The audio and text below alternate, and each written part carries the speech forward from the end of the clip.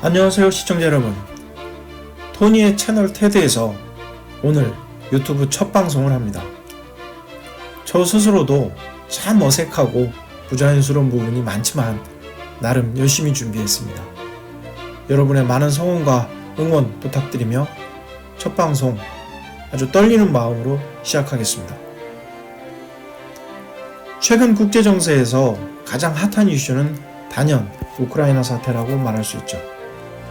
오늘 이 주제로 첫 방송을 시작하는 이유는 우크라이나 사태가 단순히 이 지역의 이슈에만 머무는 것이 아니고 미국과 유럽을 중심으로 한 글로벌 헤게모니의 변화 조짐, 또 중국과 대만 문제로의 확대 가능성도 있고, 나아가서 우리나라가 미국과 북한 간의 종전 협상을 중재하는 입장에서 볼 때 향후 큰 영향을 미칠 수 있기 때문에 오늘 이 문제를 여러분과 공유하고 싶었습니다.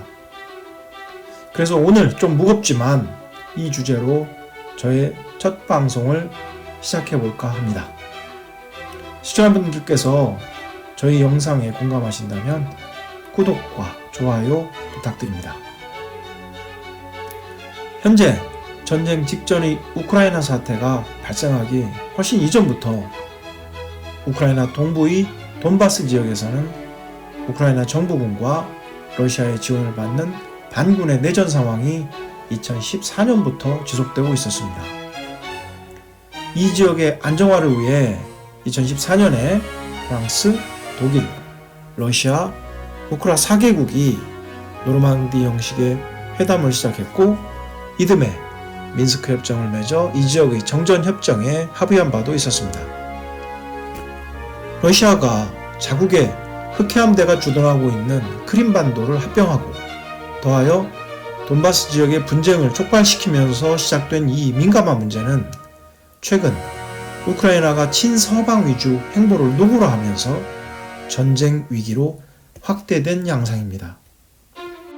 그럼 현재 우크라이나의 전쟁 위기 상황이 우리나라를 포함한 글로벌 정세에 어떤 영향을 미칠 것인지에 대해 토니의 개인적인 시각에서 이야기해 보겠습니다.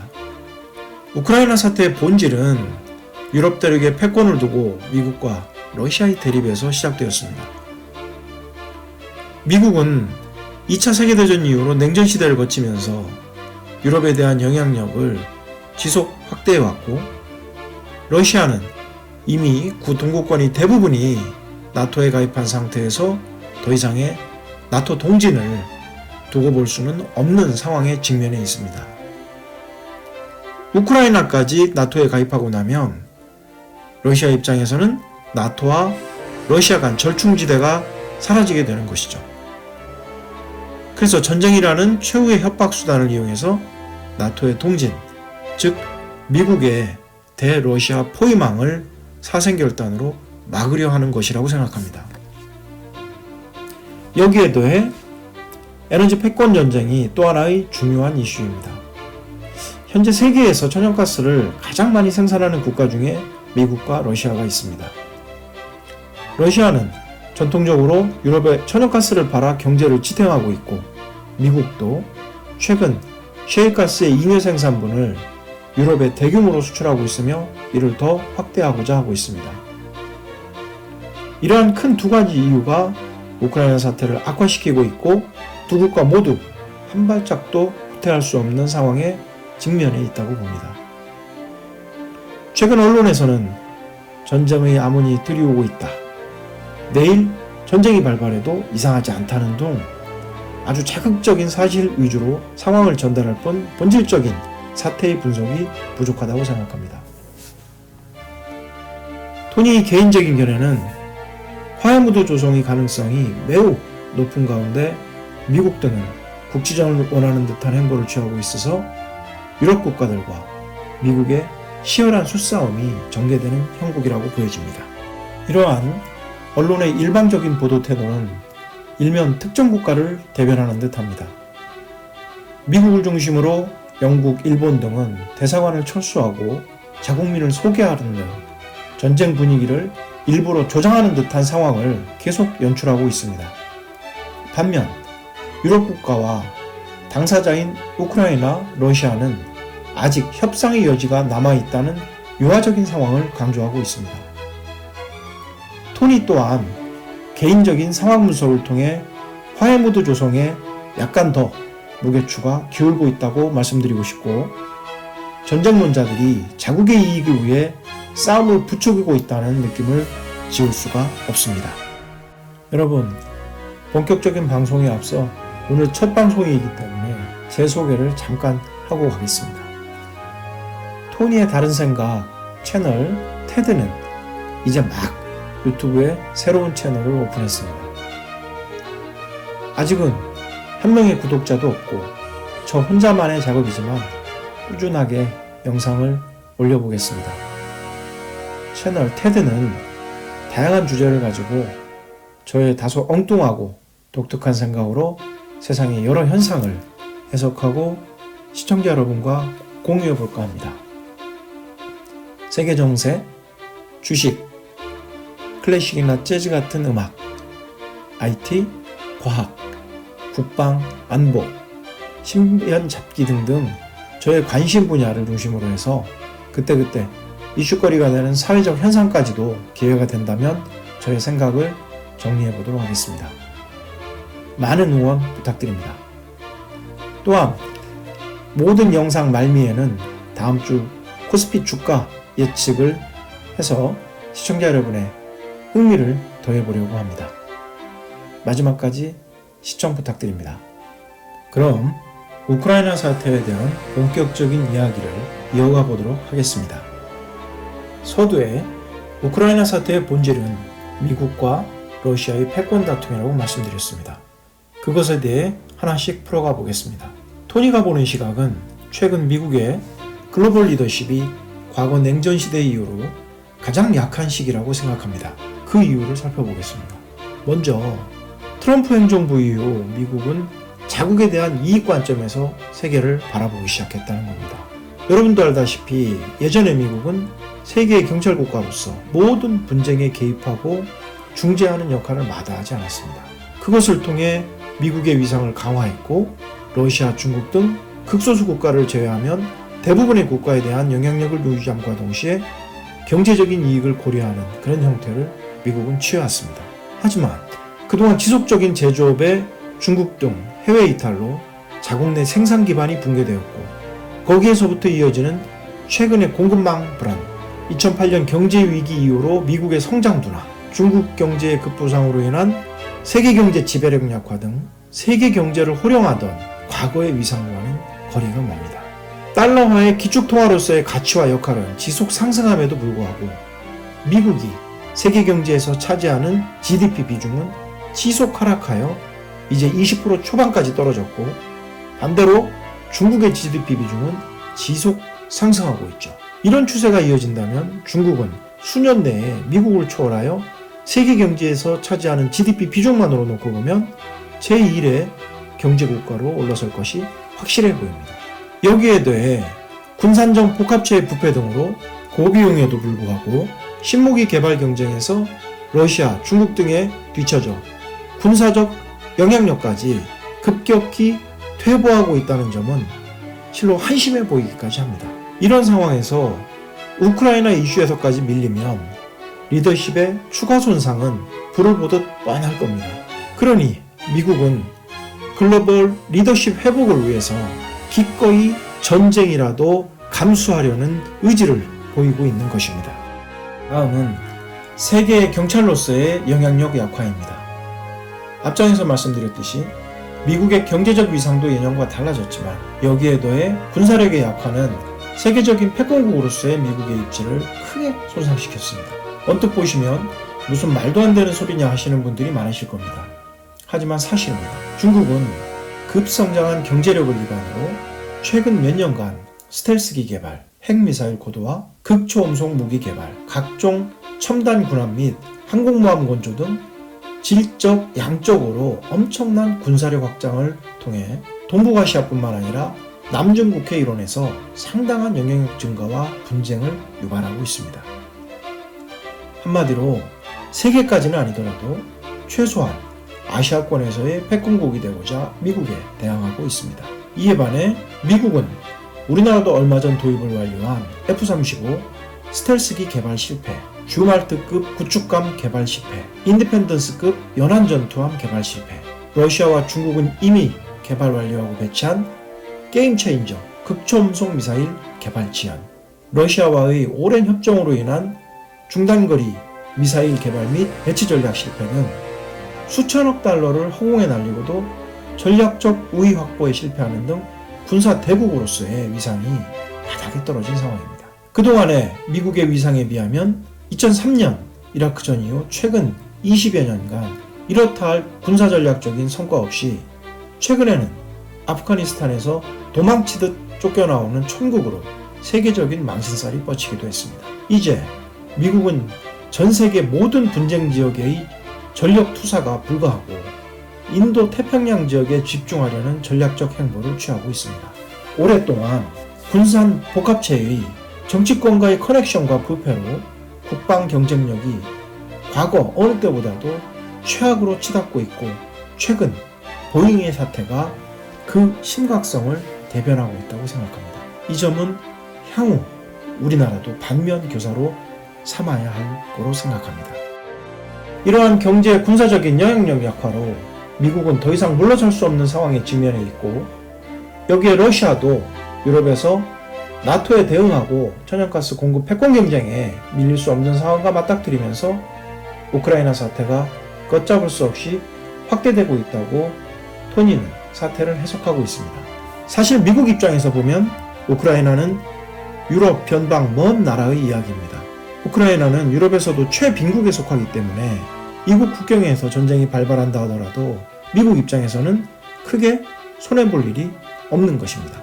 러시아처럼 나토의 동진으로 안보에 대한 불안감이 있는 것도 아니고 전쟁이 나면 러시아 천연가스의 유럽 공급이 중단되어 미국의 천연가스 수출은 더욱 확대될 것이기 때문에 어찌 보면 남는 장사인 셈입니다. 우크라이나 전쟁이 발발하면 유럽은 결국 미국의 안보를 기댈 수밖에 없기 때문에 일거양득인 셈입니다. 그래서인지 두 차례의 미국과 러시아의 협상은 결렬되고 말았습니다. 토니의 시각으로 보면 미국이 협상에 아주 적극적이지는 않았던 것이 아닌가라는 해석을 하게 됩니다.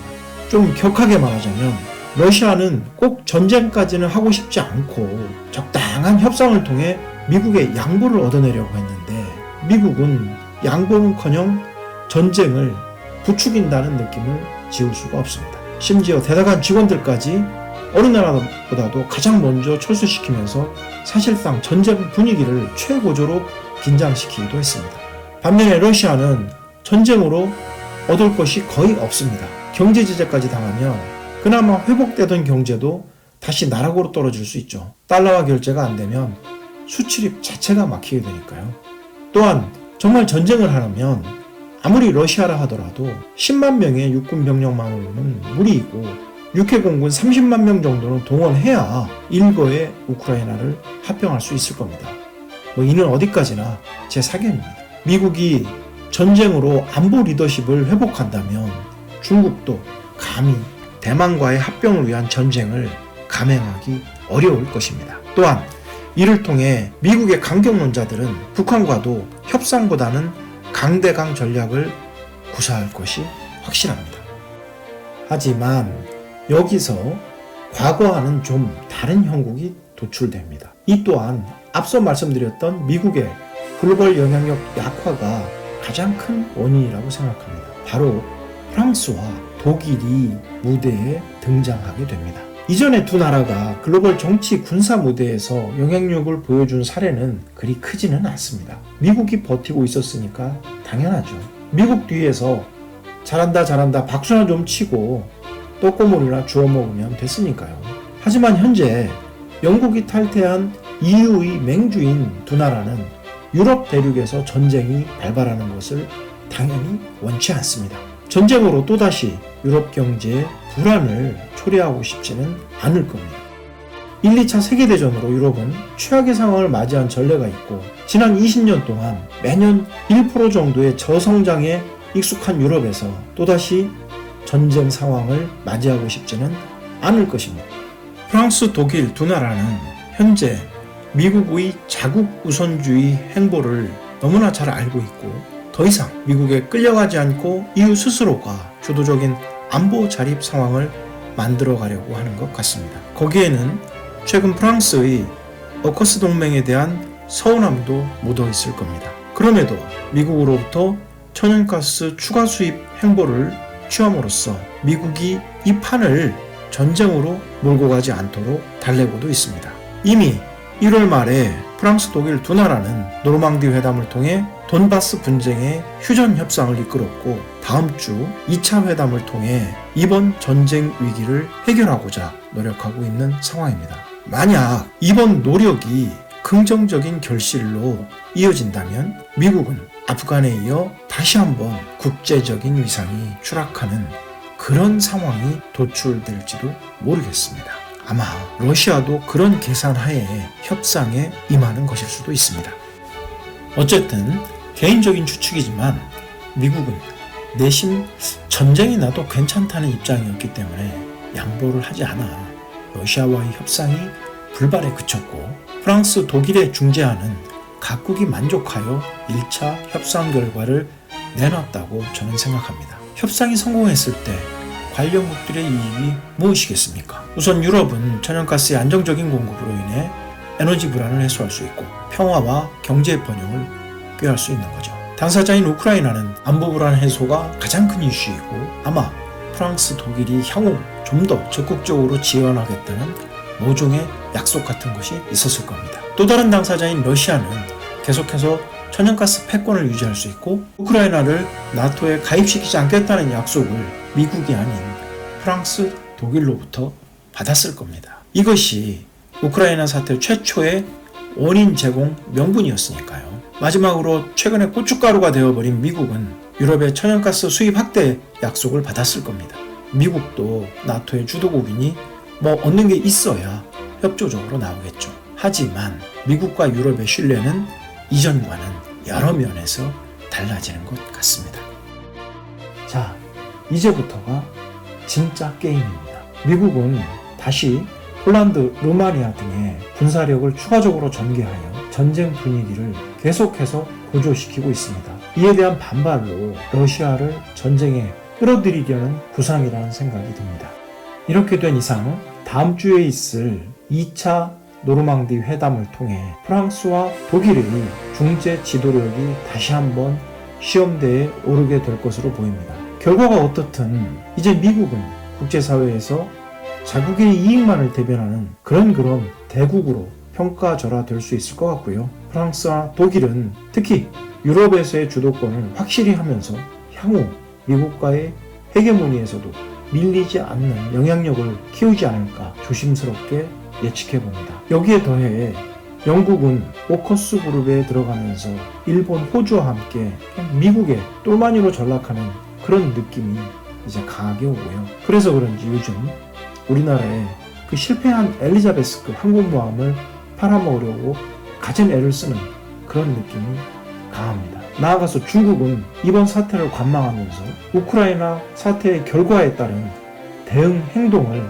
어떻게 할 것인가에 대해서 숙고하고 있을 것입니다. 마지막으로 한반도에 미치는 영향을 분석하는 것으로 이번 주제를 마무리하겠습니다. 먼저 유럽이 이번 문제를 잘 화해를 통해서 마무리한다면 미국, 북한 간에도 종전 협상이 급물살을 탈 가능성이 많아집니다. 반면에 유럽이 전쟁이 발발한다면 한반도 정세는 다시 한번 어두운 그림자가 드리울 것입니다. 이번 우크라이나 사태를 분석하면서 우리도 유럽과 마찬가지로 최소한 주변국에 휘둘리지 않을 정도의 자주 국방력을 더욱 강화해야 한다는 점을 뼈저리게 느낍니다. 우리의 강한 국방력은 미국, 중국을 포함한 그 어느 누구도 우리의 의지와 무관하게 한반도 정세를 쥐락펴락할 수 없을 것입니다. 자, 그러면 약속드린 대로 다음 주 주가 예측을 해보겠습니다. 그 전에 앞서 참고로 지난 1월에 세계적인 주가 조정은 펀더멘털의 문제는 아닙니다. 미국의 테이퍼링 종료 시점 3개월 단축과 금리 인상 횟수에 대한 이슈가 그 원인이라는 건 다들 아시는 바와 같습니다. 하지만 이것이 새로운 불확실성도 아니고 이미 다 예상이 됐던 사안인데 왜 이리 주가의 하방 경직성이 강했을까요? 저는 그 원인을 두 가지에서 찾습니다. 첫째는 미국 S&P와 다우지수의 그동안의 오버슈팅이 매우 심했다. 그 원인이 가장 크다라고 저는 생각을 하고 있습니다. 향후에 좀 심하게 예측을 한다면 3,800선까지도 무너질 수 있다. S&P 기준입니다. 두 번째는 세계 경제의 장기적인 경기 하향이 그 원인이라고 생각합니다. 지금 현재 상반기, 22년 상반기까지는 경기가 견조하다고 대부분의 전문가들이 말씀을 하고 계시지만 여러 가지 선행 지표를 볼 때 하반기 이후 경기가 상당히 하강 곡선을 그릴 수 있다. 그거에 대해서 현재 주가가 선반영을 하고 있는 것이다 라고 생각을 합니다. 참고로 우리나라 월별 수출 증감률 추이를 보시면 왼쪽 그래프입니다. 작년 5월을 기점으로 계속해서 우하향하고 있는 모습을 보실 수 있습니다. 한국의 수출 추이는 세계적인 풍향계 역할을 한다는 것이 정설입니다. 또한 통계청의 관련 선행 지표들, 또 국내의 10년물 국채금리 수준을 보더라도 향후 경기의 하향 전망이 점쳐지는 그런 상황입니다. 이렇게 말씀드리면 제가 무슨 경제학자 같은데요. 그런 차원에서 드린 말씀은 아니고 지금 현재 주식시장의 분위기를 설명하기 위한 참고 자료에 대한 분석이다라고 생각해 주시면 될 것 같습니다.